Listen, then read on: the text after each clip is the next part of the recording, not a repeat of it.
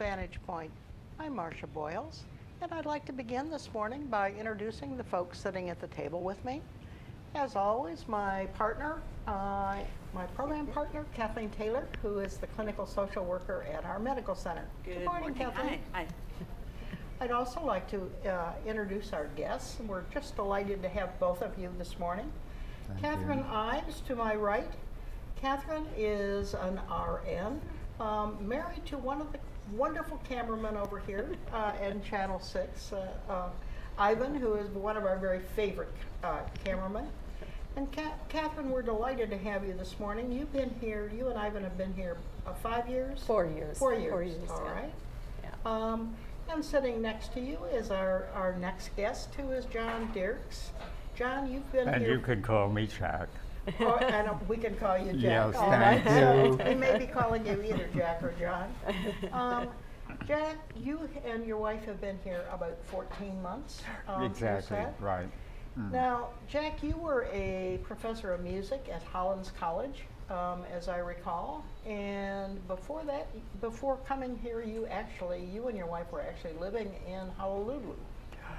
Yes, for about 17 years. We lived right, in 17 Virginia, years. however, for 35 years. All right, so you were here for a long time. A too. long time. That was Southwest Virginia, of course, and this is quite different. Yes, it certainly would be. Kathleen, do you want to tell us a little bit about what we're going to be talking about today? Well, the question is, who am I now that I'm old? And we might remind our viewers that we did another show with that same title. How long ago was it? Well, it's been almost 3 years. Right. We started it November 2015, and that was our very That was our first show. And that was with Dorothy Massey and John Carl, right? Yes, it was. Yeah, and that was an interesting show, and I am assuming that this is going to be equally interesting because the question is very interesting.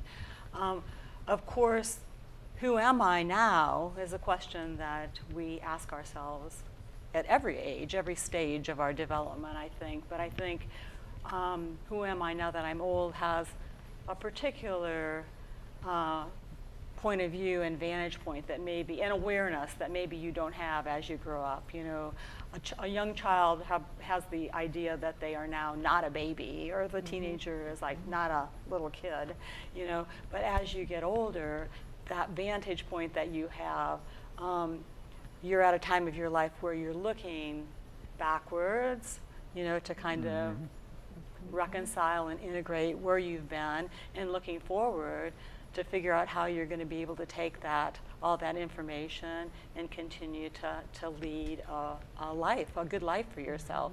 So I think that, again, that idea of who am I now that I'm old has particular weight. So that's why we brought you guys to the table, because you're going to educate us on the process a little bit. Because I think that the other part of that question is, how do I think about it? You know, it's not like all of a sudden you just sort of know the answer. It's a process sometimes. And also, I think we're in a sense, we're also asking the question, and how does the world perceive us now that we're old? Because that's a part of this too. Yeah. So, Kathryn, would you like to start? I know you shook your head yes to the process, so I know that that's been part of your journey. Well, when Marcia sent me the question as to whether I'd be on the program, I thought, who am I now that I'm old? I don't know that I have really thought about that. I started thinking, okay, now who am I? How would I describe myself? And I find that I found that hard to do. You know, I was lying in bed at night thinking about it. Who am I? Yeah. And how would I describe myself? And in some ways, I don't really think of myself as old until I get on the computer or until I look in the mirror. And then I think, you know, who is that person there? And I came to the conclusion, or maybe not the conclusion, but thinking about it, I thought, you know, I'm layers of people. I'm who I was when I was a child. That's a part of me. And growing up and getting married and having a family and raising our children, and you know, all of those things have gone into making me who I am now. So it's hard. I can describe what I do, but to describe who I am in some ways, I mean, you know, I'm all those things put together that have come together, and hopefully keeping on growing and changing and learning, and so it's a process, and it's part of being. That's not ending. Yeah, It's that's continuing. right. That's right. It's Does it not surprise you that it is still happening as a process, that you're still growing? When you thought of yourself, let's say when you were in your 20s and you saw somebody who was your age, did you think that they were still changing and growing? Probably not. Probably, you know, you think you wait for retirement, you know, when can I retire, and then I will Solidify. be finished? I don't know. You know. Be finished, yes. Yeah.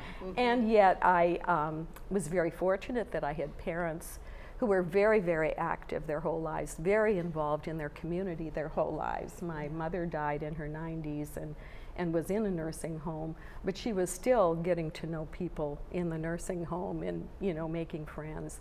My father died when he was in his late 80s. They were playing 18 holes of golf when they were in their 70s, you know, and into their 80s. So, you know, I had parents who were very active, so I think that I think that maybe, makes a difference, you know, yeah. that I didn't really see being old as being an end point.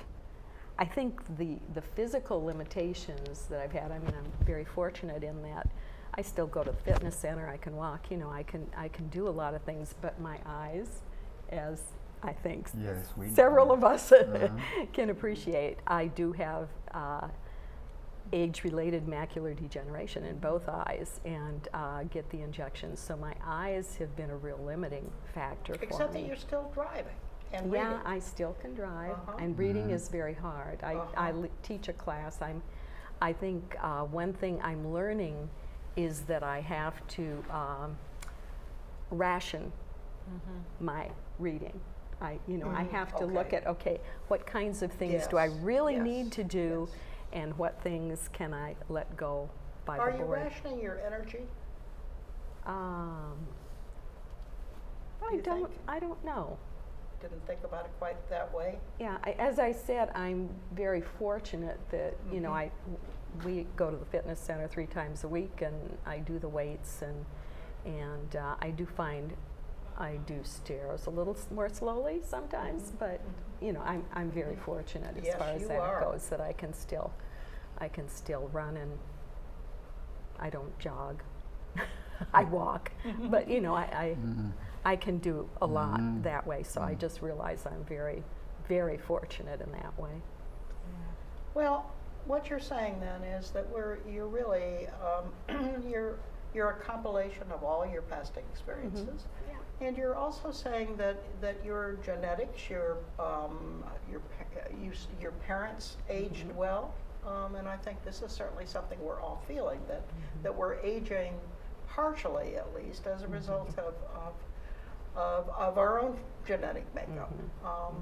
You know, if our parents aged well, I think the tendency is more likely for us to age well. Not necessarily, of course, but so it's a combination of those things. Yeah, I think it kind of shapes your expectations about what that stage of your life is going to look like. I That's know we talked before about people whose parents died fairly young.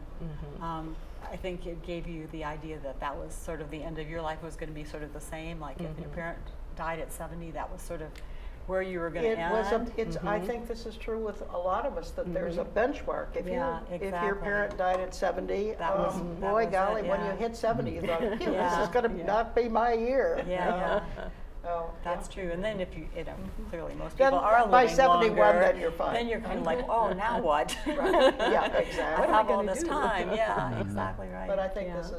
this does happen, particularly I think for women with their mothers. If your mother died at 70 or whatever. John, how about you? Well, I'm somewhat different in, I suppose, genetic makeup. I'm probably the oldest one in my family. I lost my mother at 40 and a father at 76, and I think he was a good role model. but this is quite a new experience for me relative to the family. So you were not around old people? No, Growing up. not really, except my wonderful grandmother, and who was a hero. But I was impressed to hear that you're active in weight training and so forth. I began weight training in 1949. Unfortunately, certain physical things overcame me about 2 years ago. I look in the weight room longingly, but I know it would be utterly devastating if I did all the things that I was doing all those 65 years. So, in any case, we are in a sort of progressive mode. I'm not sure it's always onward and upward, but it's interesting. And we'll see what happens. I think of when you broached the topic, I thought really, first of all, when we're young adults, we're looking forward to a struggle, an opportunity, aspirations for ourselves in life. And here, at my age, I'm looking back and gaining sort of retrospective of it all. And I'm particularly grateful that we're very close to family here. And so my role, and it's the most important role in our lives at this point, is a changing role as parents. I think it's a topsy-turvy world where so much reversing. We were at a luncheon yesterday, the first Thursday luncheon for people who live on Jackson Court. And it's very, very nice and unprompted. Someone was saying, well, I used to be my children's parent, and now, in a sense, they are my parents. And that has been true in large measure. You might know that my daughters were very instrumental in settling us here. And I'm so grateful for that. And also, they are wonderful watchdogs. That's not a very nice, sorry. But they watch over us very solicitously. And we have, I'd like to think, total communication with them in all of our activities and well-being and not so well-being.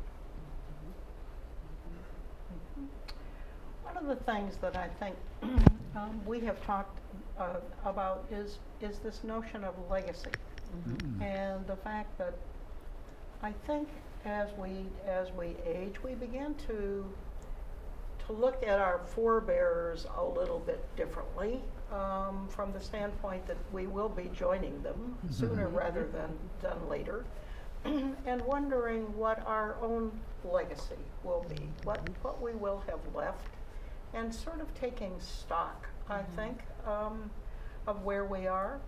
I think our legacy forums, we have discovered people are interested in writing memoirs for the first time, leaving something written, ethical wills,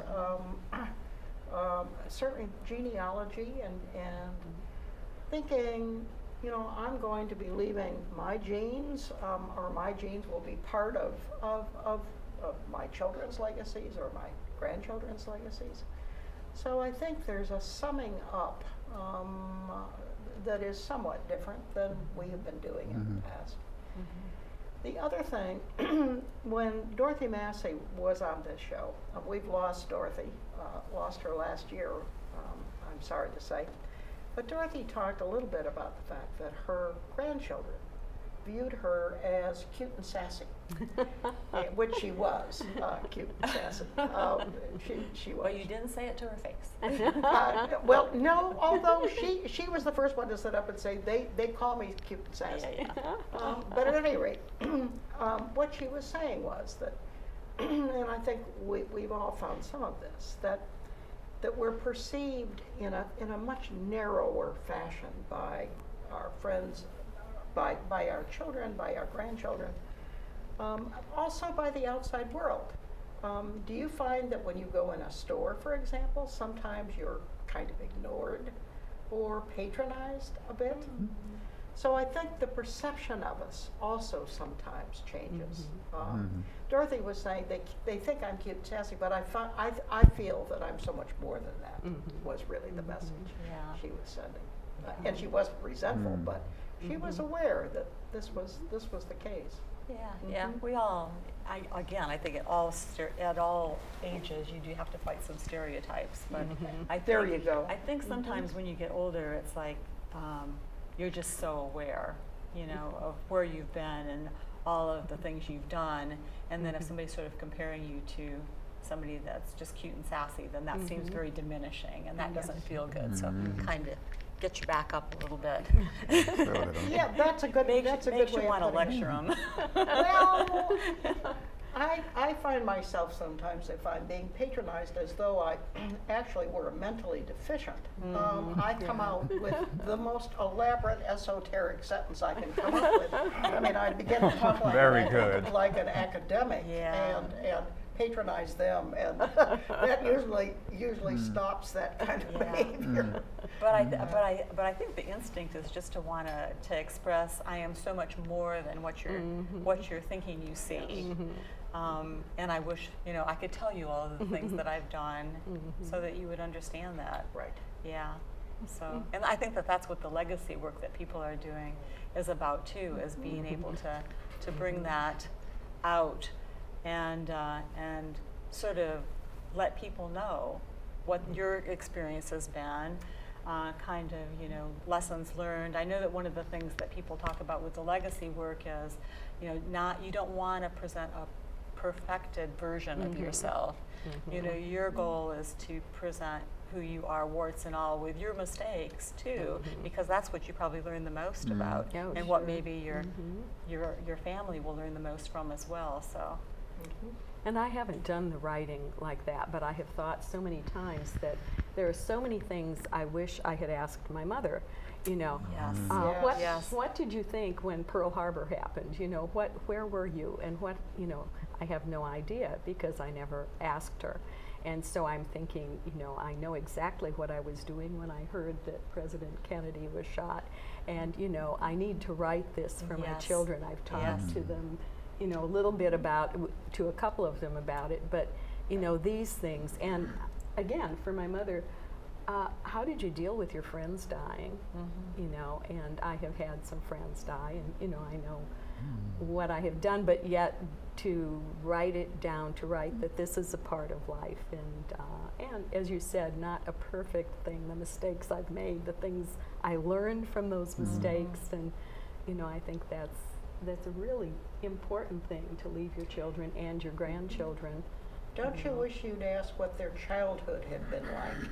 Well, my mother, I was Or did very you lucky. know? See, my mother was one of 9 children. Her father died when they were very young, so my mother was the 3rd oldest.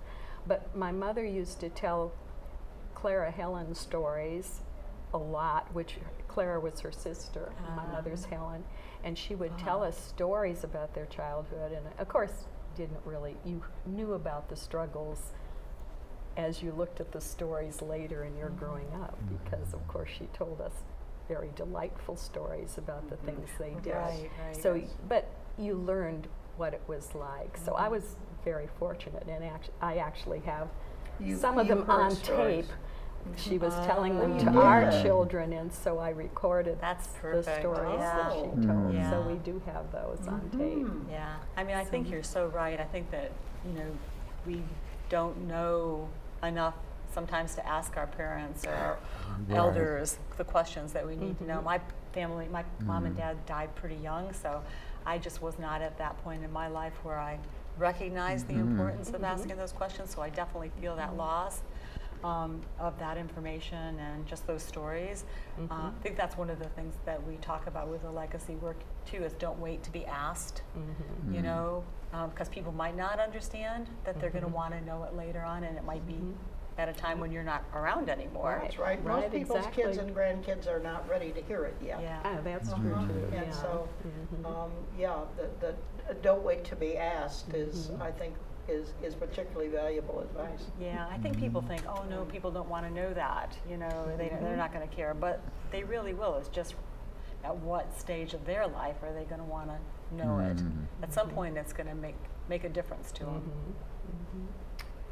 Yeah, I do think the legacy issue becomes larger and larger as we're aging. I think this is true with everybody. So we certainly have tried to tap into that a bit, I think. And the tape recordings, which I've done too, I think are wonderful. Stories about your life? Interviewed my grandmother about her mother and my father, and of course I have recordings of my wife and myself on tape. And so there's always the hope that our grandchildren will someday say, I'd like to hear those tapes. And we've been transferring them to CDs, and we hope that they'll have an audience eventually when our grandchildren possibly get to the age when they're curious. What kinds of stories were you recording? Oh, my grandmother would talk about how when she graduated from the Steinway German-American School at the 8th grade, she taught there, but then she could make $1 more working at an embroidery shop on 42nd Street. And my other grandmother could talk about cooking and serving in the family restaurant in Lower Manhattan. And those things are quite remote nowadays. And so Different world. A very different world. And when I consider that women didn't have the vote until 1918, was it? 1920. 1920. And so many aspects of life have changed that we, I think, in a sense, owe our grandchildren and others some stories of what life was before. I think that's such a good point, because the world is going so fast, changing just every day, more changes, and I think if we forget where we've been and what we've accomplished, sometimes we might be fighting those battles over again. There might be things that we think we've already gotten over, and we're here and we're good, and all of a sudden it's like, oh no, this problem is coming back to us again. We thought we had it settled. And so that kind of awareness that it's not a given that we have these particular rights or conditions anymore. They're not necessarily etched in stone. That's so true. Yeah. Well, my wife and I, married 60 years, couldn't get married in Virginia, for instance. John, you told me that, and I was shocked. I mean, we all remember that in Virginia, of course, blacks and whites couldn't marry. But explain what your situation is. Chinese and Caucasians could not marry. I had no idea that Virginia prohibited whites and Asians from marrying. That astonished me. It is astonishing. The world has changed, and we hope it will keep changing for the good. Better, right? Yes. For the better, yes. But we don't want to backslide, so good to know where we've been. No. Yeah. But I think it is true, and you alluded to this, Kathryn, that you felt a little old when it came to technology. I mean, I think we're all beginning to feel obsolete, which is kind of shocking, because I think for those of us who try to keep up with things, you don't expect to be feeling obsolete, but I think we are all beginning to feel obsolete. And I'm sure it's not just our generation. I suspect there are others who also feel that way. I mean, the world is just changing way too quickly, certainly in terms of technology, but I think also in terms of attitudes. I mean, do you find, and Kathleen, maybe you can speak to this, do you find that people act differently now than they did maybe 20 years ago in terms of interactions? Yeah, of course.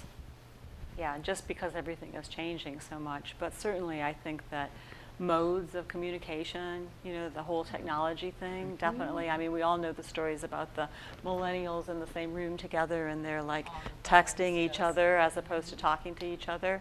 Sort of a little bit of a, you know, joke, but I mean, there are different ways of communicating now, and you know, you wonder about values, which I think, you know, we talk about in terms of legacy too, how our values are changing and how that affects how we interact with one another.